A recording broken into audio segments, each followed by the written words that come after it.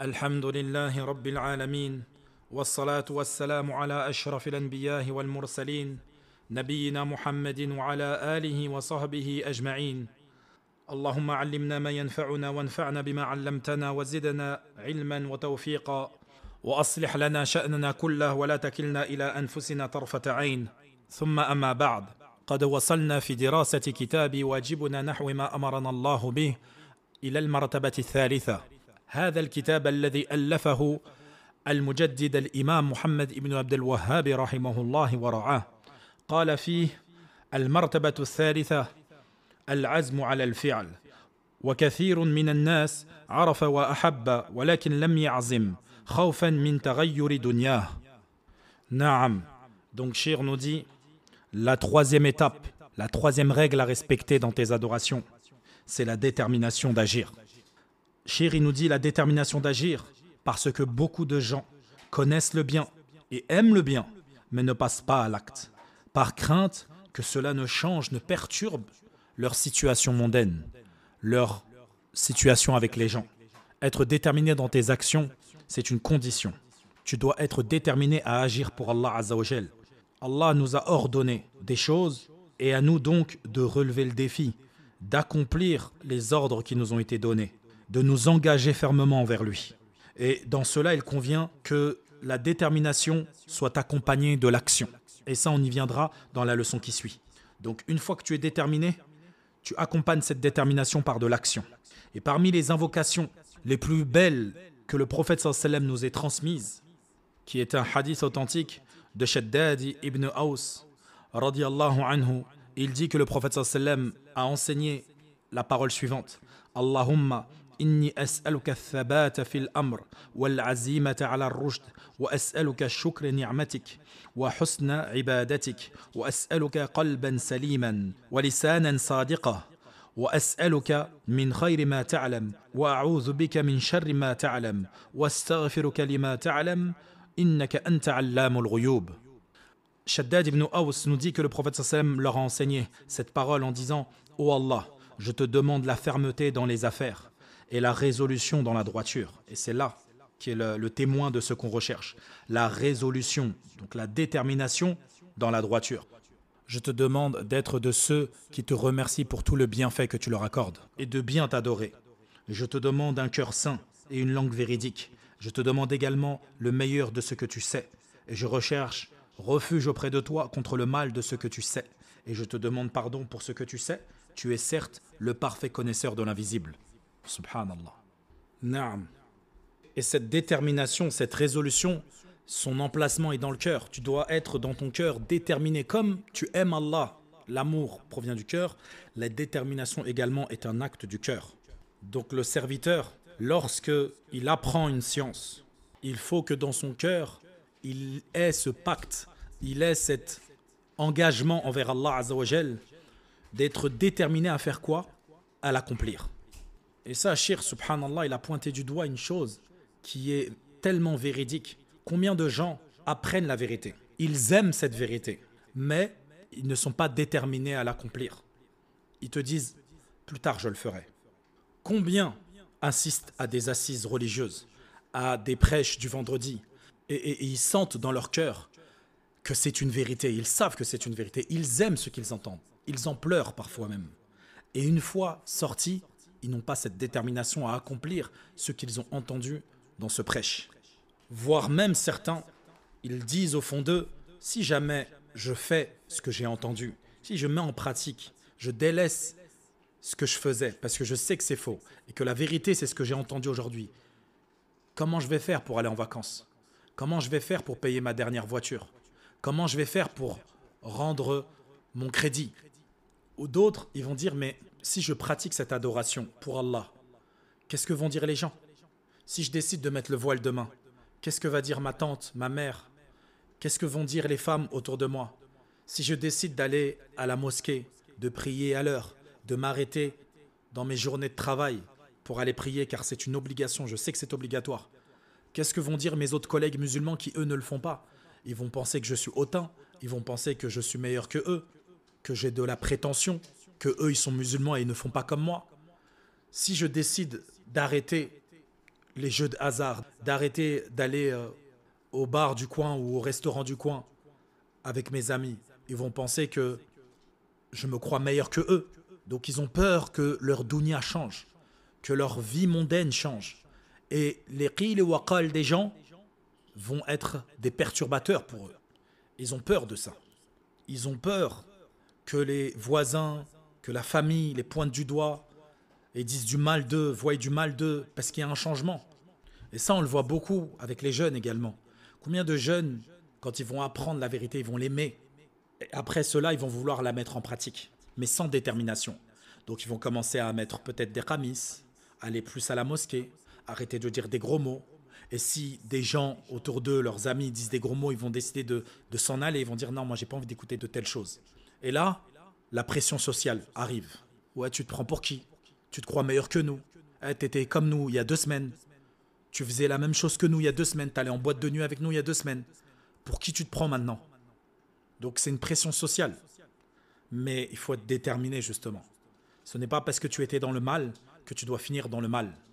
Et dans ces cas-là, subhanallah, parfois même ces gens-là qui étaient avec lui, qui le voient se transformer en bien, en mieux, ils vont dire, ouais, il se prend pour un pieux. Donc ils vont le rabaisser, ils vont minimiser son acte, ce pas vers Allah qu'il est en train de faire. Et dans ces états-là, c'est là où tu vois l'importance d'invoquer Allah Azza wa Jal, car la guidée, toute la guidée, elle appartient à Allah Azza wa Jal. C'est lui qui te guide et c'est lui qui te raffermit dessus. C'est pour cela que lorsque le prophète sallallahu alayhi wa sallam dit Allahumma inni as'aluka thabata fil amr wal azimata ala rushd, faut pas le prendre à la légère, faut le conscientiser, faut le réaliser. Ibn al-Qayyim rahimahullah ta'ala, il dit fi miftah dar as-sa'ada, il dit wa hatan al-kalimatan huma jima'u al-falah wa ma ata al-'abdu illa min tadi'ihima aw tafritihi fi ahadihima. Ibn al-Qayyim rahimahullah, il dit ces 2 paroles, elles renferment toute la réussite. Et le serviteur ne subit de tort que par leur négligence ou par son manquement envers l'une d'elles. Donc, soit par le fait d'être négligent dans la demande d'être thabit, ala al-amr, ou d'être déterminé. Ta détermination, une fois qu'elle est là, il faut être thabit, il faut être ferme, résolu. Et si tu es résolu, mais tu n'es pas thabit, alors tu vas forcément te perdre. Et comme nous dit Cheikh Abd al-Razak al-Abbad, hafidhahullah ta'ala, l'imam Muhammad ibn Abd al-Wahhab, rahimahullah, dans la manière dont il a ramené ces étapes, les unes après les autres, il les a ramenées de manière étonnante et tellement précise et chirurgicale. Donc le croyant, qu'est-ce qu'il fait? Il doit apprendre. Une fois qu'il a appris, il doit aimer ce qu'il apprend. Il a appris que le tawhid était une réalité, que le shirk également. Donc il aime le tawhid, il déteste le shirk. Il aime le haqq, il déteste le batil. Une fois qu'il a aimé, peu importe l'acte, il doit être déterminé à l'accomplir. Et là, on est dans cette étape-là.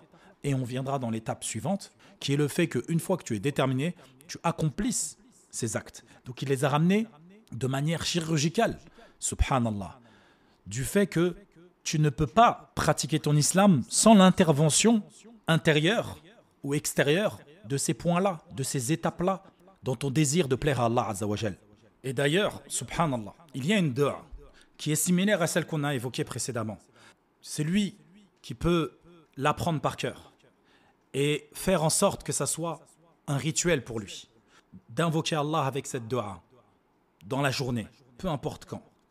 Cette dua, le prophète sallallahu alayhi wa sallam, il nous dit Allahumma inni as'aluka thabata fil amr wal azimata ala ar-rushd wal ghanimata min kulli birr wa salamata min kulli ithm wal fawz bil jannah wan najata min an-nar. Cette dua, wallahi, thumma wallahi, thumma wallahi, celui qui l'apprend, qui la comprend, qui la conscientise, en ayant conscience que Allah Azza wa Jalla peut lui accorder ce qui est mentionné dedans, rien de bien pour lui ne lui échappera. Tout ce qui est bon pour lui, alors il l'aura. Parce que dans cette dua, An-Nabi sallallahu alayhi wa sallam, avec peu de mots, il a rassemblé tout le bien dont tu avais besoin dans ta vie.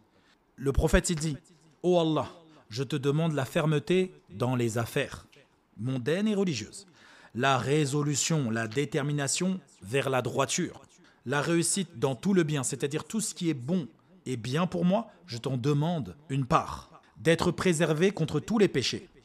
Et je te demande le succès vers le paradis et le salut contre le feu, de ne pas être parmi ceux de l'enfer, mais plutôt de faire partie des grands gagnants de ceux qui rentreront au paradis. Qu'est-ce que tu peux demander de plus après cela? Subhanallah.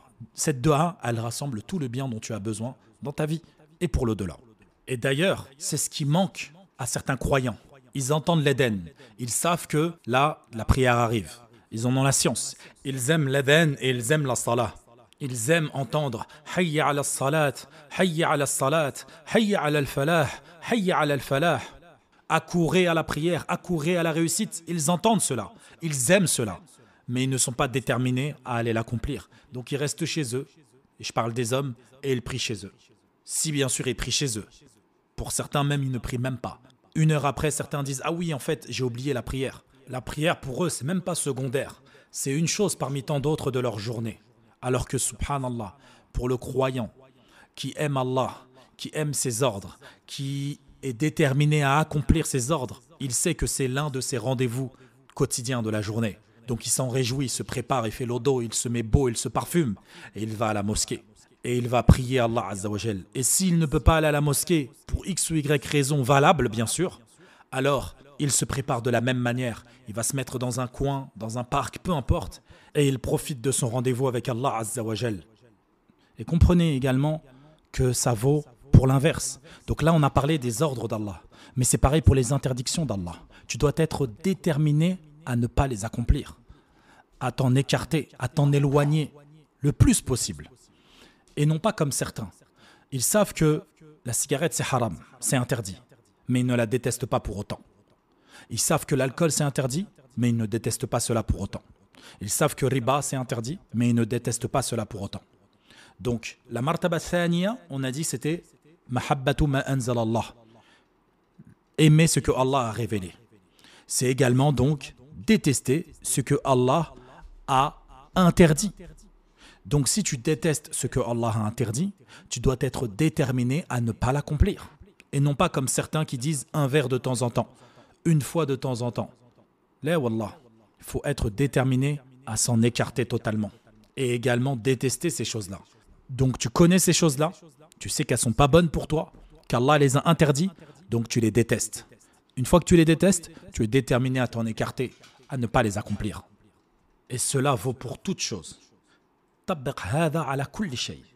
D'ailleurs, Allah Azza wa Jalla dit lorsque tu as pris la ferme intention, tu as la détermination en toi, alors confie-toi à Allah. Demande à Allah qui te permette de l'accomplir. Dans ce verset, il y a une preuve qu'une fois la détermination ancrée dans ton cœur, tu te dois de la faire suivre, cette détermination, par l'accomplissement de cette détermination que tu as au fond de toi, et non pas être hésitant dans l'action. Également, Allah Azza wa Jalla dit فَلَمَّا بَلَغَ مَعَهُ السَّعْيَ قَالَ يَا بُنَيَّ إِنِّي أَرَى فِي الْمَنَامِ أَنِّي أَذْبَحُكَ فَانظُرْ مَاذَا تَرَى قَالَ يَا أَبَتِ افْعَلْ مَا تُؤْمَرْ سَتَجِدُنِي إِنْ شَاءَ اللَّهُ مِنَ الصَّابِرِينَ. Lorsque Ibrahim alayhi salam a pris la ferme intention de sacrifier son fils, ici c'est une preuve qu'Ibrahim a fait preuve de détermination, de résolution véridique, et il a fait suivre sa résolution, sa détermination par le fait d'accomplir cet acte. Donc il a vraiment passé la lame sous la gorge de son fils, subhanallah. Donc il était déterminé à l'accomplir. Également Ya'qub alayhi salam, lorsqu'Allah Azza wa Jalla dit « Fasabarun jamil, wallahu al-musta'anu ala ma tasifun » Dans cette parole, tu vois la détermination de Ya'qub dans sa patience. « Fasabarun jamil » c'est une preuve qu'il a été déterminé à patienter. Il ne s'est pas plaint. C'est pas comme certains, lorsqu'une épreuve leur arrive, ils se plaignent. Puis ils disent « Ah, je vais patienter ». Donc ils patientent. Ou des fois, c'est l'axe. Au tout début, ils patientent. Et ça, c'est très bien, c'est louable. Et puis après, ils commencent à se plaindre. Pourquoi c'est à nous? Pourquoi on a perdu notre fils, notre fille? Pourquoi on a perdu notre travail? Pourquoi on a perdu telle ou telle chose, notre amour? Qu'est-ce qui se passe? Donc ils commencent à se plaindre. Là, Ya'qub, il a fait preuve de détermination même dans la patience. Et non pas seulement une parole dite avec la langue, mais c'est également des actes qu'il a accomplis. Également Adam alayhi salam, le père de l'humanité. Lorsqu'Allah Azza wa Jalla dit وَلَقَدْ عَهِدْنَا إِلَى آدَمَ مِنْ قَبْلُ فَنَسِيَ وَلَمْ نَجِدْ لَهُ عَزْمًا. Ici, on voit qu'Allah Azza wa Jalla reproche à notre père de ne pas avoir fait preuve de détermination. Donc tous ses enfants, toute sa descendance, si elle ne fait pas preuve de détermination, c'est un manque de sa part. Donc c'est un rappel pour nous. Et le fait de connaître la vérité sans avoir de détermination, ça ne suffit pas. Il faut connaître la vérité et être déterminé et faire les causes pour que Allah Azza wa Jal nous permette de l'accomplir. Également, Allah a fait les louanges des prophètes, des messagers, lorsqu'il dit « Fasbir kama sabara ulul azmi minar rusul » et patiente comme on fait preuve de patience, les messagers les plus déterminés dans leur appel. Ici, tu vois qu'Allah fait l'éloge de ses prophètes. C'est-à-dire que la détermination, c'est une chose louable et bonne, que tu dois te parer de cela. Tu dois te vêtir de détermination dans tes actes. Et plein d'autres preuves qui nous montrent la détermination et qui nous montrent que la détermination est une chose louable et bonne et conforme à notre religion. Donc en résumé, notre devoir envers ce que Allah Azza wa Jal nous a ordonné. La première, connaître ses ordres, connaître la vérité. La seconde, aimer ses ordres, aimer cette vérité. La troisième, être fermement résolu à accomplir ces ordres et cette vérité. Et quant à la quatrième, on la verra dans la prochaine rencontre, bi'idhnillahi ta'ala, qui est le fait de mettre en pratique, une fois après avoir connu, avoir aimé, avoir été résolu, alors applique, mets en pratique. فنكتفي بهذا القدر وأكمل حديثي بما نصح النبي صلى الله عليه وسلم شداد بن أوس لما قال له يا شداد بن أوس إذا رأيت الناس قد اكتنزوا الذهب والفضة فاكنز هؤلاء الكلمات فقال له اللهم إني أسألك الثبات في الأمر والعزيمة على الرشد وأسألك شكر نعمتك وحسن عبادتك وأسألك قلبا سليما ولسانا صادقا وأسألك من خير ما تعلم وأعوذ بك من شر ما تعلم وأستغفرك لما تعلم إنك أنت علام الغيوب وصلى الله وسلم على نبينا محمد وعلى آله وصحبه وسلم.